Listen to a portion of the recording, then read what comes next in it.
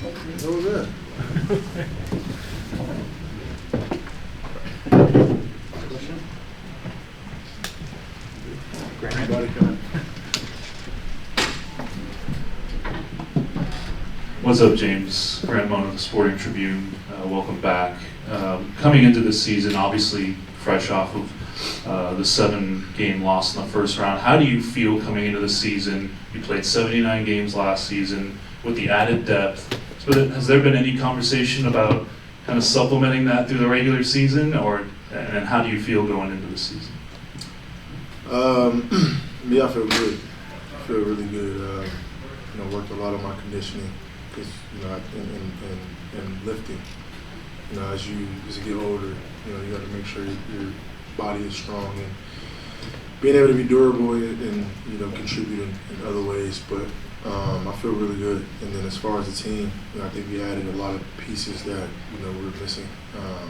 We filled a spot in every position, from backup, Big and Brook to being able to be versatile and do different things that Zoo isn't able to do.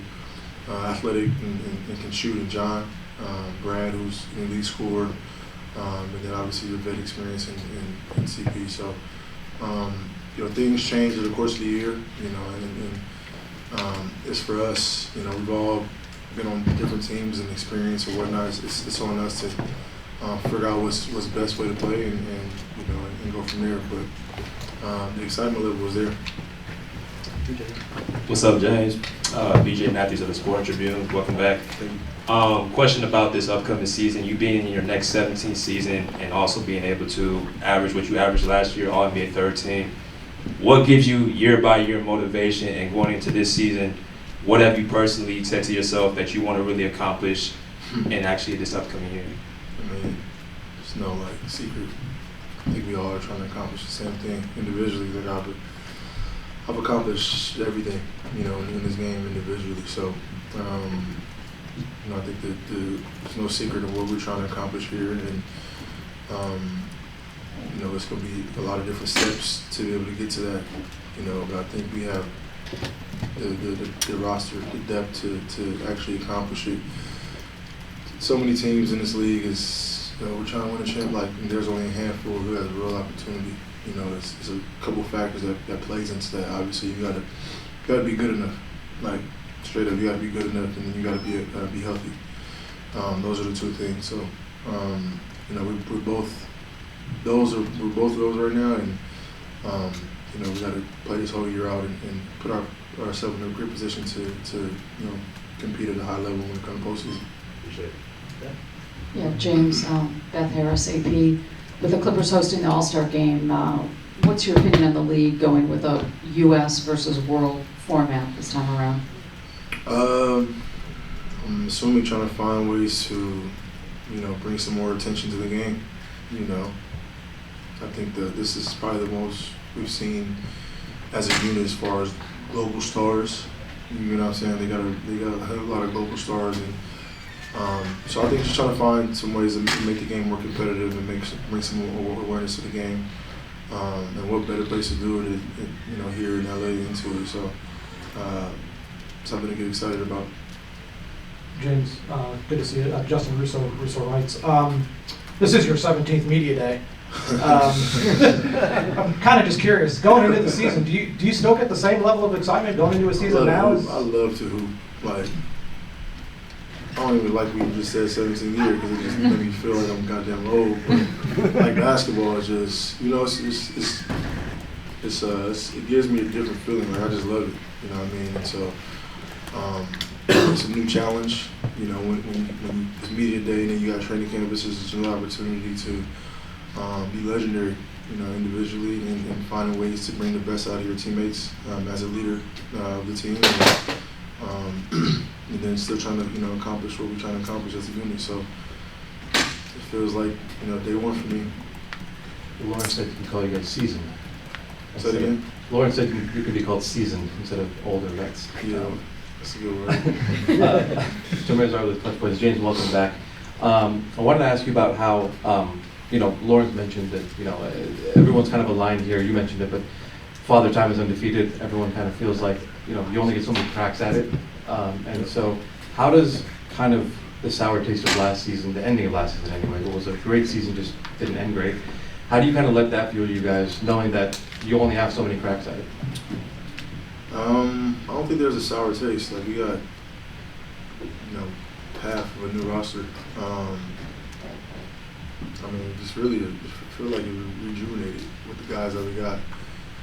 You know what I mean? Like, coming into last season, I think they picked us to win 35 games or something like that. And we ended up in the 5th seed and, a pretty good record. You know what I mean? So I think just the expectations is going to be a little bit different going into this year. But for us, it's like, I've been on so many teams. It's not even about like what people think or how people feel. I think it's just figuring out how can we bring out the best of each other and maximize what we have in this locker room. Like, that's the most important thing. You guys are going to, no disrespect, but you guys are going to write up and say whatever you want to say. There's going to be times in the season where we're not playing well. There's going to be times in the season where we're like the best team in the NBA. Like, it's a part of it. You know what I mean? Like, I've literally been through it. So I think for us, it's just like riding that roller coaster together and figuring out, hey, this is what works for us as a unit. And this is going to give us the best chance to be the last team standing. And once we figure that out, like, we got to just roll with the punch. But, yeah, I've had, 17 or 16 sour tastes in my mouth. So, it's just trying to get that out. 3 more long. Lower at the Athletic, good to see you, James. Bradley Beal's on this team now, and I want to know from you what you observed from him over the last 2 years in Phoenix, why you felt like you can help him bounce back if there's something to bounce back from on this year's Clippers team as opposed to, the form that he wasn't able to recapture in Phoenix.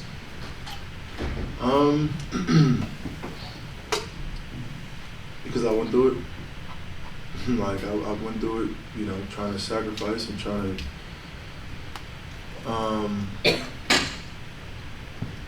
to do whatever it takes to win. I feel like that's what the world wanted to see, and as a basketball player, you feel like you're supposed to do it just to quote unquote give yourself the best chance of winning and all that good stuff that sounds right, and for you guys to write up and say good things about like I've been through it, you know what I mean, to where we're past that. Like, Brad is a killer on the court, and we bring the best out of him. Put him in positions to where he's successful, he looks good, and we all look good. And that's literally T. Lou's job, that's my job, and that's all of our jobs to bring out the best in every individual person on this team. So he was in a situation where he was with 2 alphas, and it just didn't work out. I've been in that situation, so for us it's just just getting back to loving the game of basketball and riding for each other. It's that simple. Hey James, Farmer Nashari on SI. You mentioned a couple times about bringing the best out of people. What's kind of been the secret to that for you? Because you've been one of the best in the league at it for a very long time. Is there something you're still learning, or what's been the secret to that for you? Of course, I'm always learning. Finding out what the person is, like what makes them happy, what they're good at. On the court, off the court, and just making sure, diving into that. But and then obviously figuring out what the person is so very bad, and helping with that aspect as well. So it's just it takes time, it takes patience, but when you're a leader, it's natural. So, and sometimes for me that's sacrificing, whatever that looks like, and I enjoy it because I think once our team is playing well, when guys are happy, you can sense that energy, like. It just brings a different kind of excitement out of me too. So I think we seen that last year with Zoo. He had a hell of a year the whole year. So piggybacking on that, and then just finding other guys to kind of bring that same energy out of them. Because ultimately that's just going to be better for our team. So I think we're ready to get the ball rolling tomorrow. Hi James, Adam Mosley, Clippers Radio. What was your relationship like with CP3 after your time together with the Rockets, and how excited are you to be looking back up now with the Clippers? Relationship was there, we didn't talk consistently like I would talk to anybody else that wasn't on my team consistently.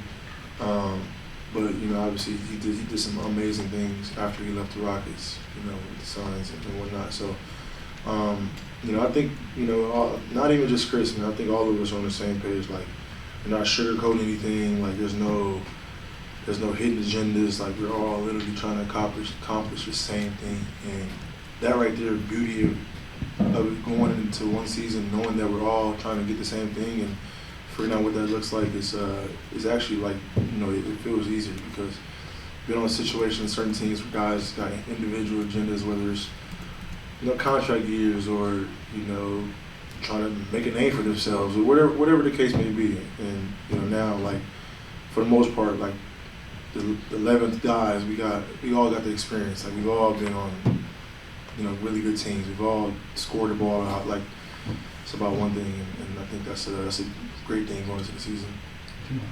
James, Warren, Rosen, Vandal. Yeah. When you, I don't know how online you are these days, but as these media day conferences come from around the league, I have heard a lot of young players who are now all-stars and maybe vets, depending on who they are, talking about your influence when they played with you at different stops. And I think that they are so effusive in their praise for what it's like to work with you. But I don't know if we've heard from you enough about that. So what does that mean to you to have that many guys crediting you? I don't even know for what your you're talking leadership? about, and I don't know what you're talking about. What does it mean to you that so many guys around the league credit you for what they've become? I don't know, man. It's like I talk about it a lot. But like when you're at work with me or wherever you want, like it's actually fun. You know what I mean? Because like I just talked about a couple minutes ago, like I figure out who you are as a player and how can I help you. And I think just in life, like you got somebody that can like try to figure out, like understand who you are as a person. You know, in your day-to-day life and work or just not at work. If somebody can find somebody that can try to dive into your life and help you in any aspect, you're gonna be a much better person. You know what I mean? At home with your family or when you come into work. So that's the kind of like thought process behind it. And you know, I've been fortunate to be able to come across a lot of players to help them on and off the court, and for somebody to, you know, kind of mention this, it means I'm doing my job.